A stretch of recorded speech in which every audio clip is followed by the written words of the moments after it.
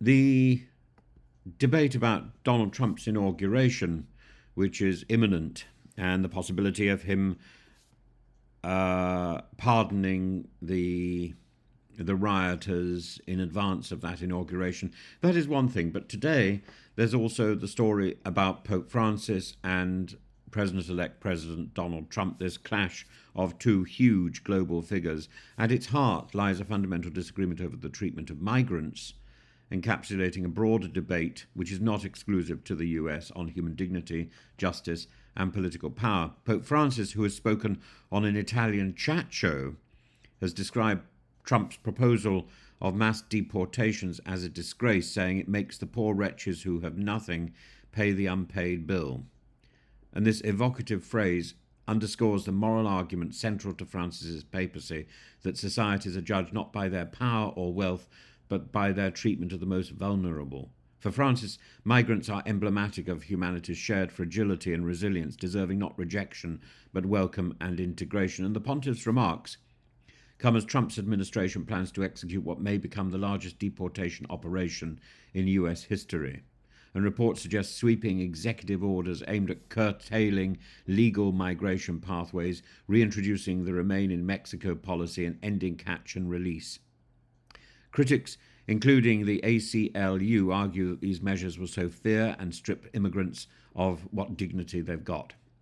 Francis' condemnation aligns with Catholic doctrine, which emphasizes the sanctity of all life and the moral imperative to protect the marginalized.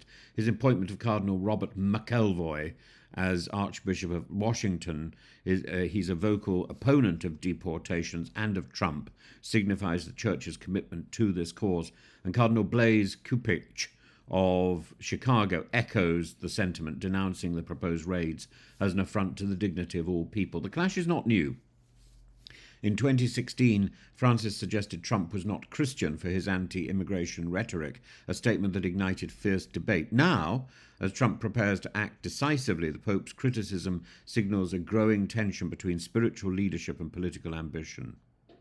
The significance of this conflict extends beyond the United States. It invites us to reconsider how power is wielded and who bears its consequences. For Francis, policies that punish the vulnerable reflect a moral failure. For Trump, they are a necessary assertion of sovereignty. And this divergence highlights a critical question: can compassion and pragmatism coexist in government? As Francis reminds us, war is always a defeat, and while he spoke of armed conflict, the same applies to war on migrants. Policies rooted in fear and exclusion harm not only their targets, but the societies that enforce them. And ultimately, this debate forces us to confront our values. Are we willing to close borders and hearts in the name of security, or will we listen to the Pope's call to embrace our shared humanity?